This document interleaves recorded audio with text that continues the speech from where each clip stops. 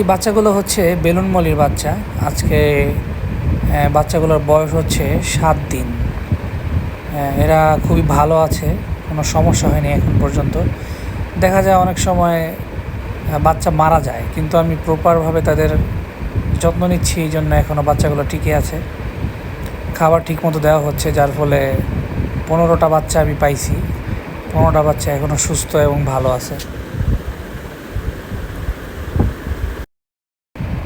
এই বাচ্চাগুলো হচ্ছে বেলুন মলির বাচ্চা। আজকে বাচ্চাগুলোর বয়স হচ্ছে 7 দিন। এরা খুবই ভালো আছে, কোনো সমস্যা হয়নি এখন পর্যন্ত। দেখা যায় অনেক সময় বাচ্চা মারা যায়, কিন্তু আমি প্রপারভাবে তাদের যত্ন নিচ্ছি, এই জন্য এখনও বাচ্চাগুলো টিকে আছে।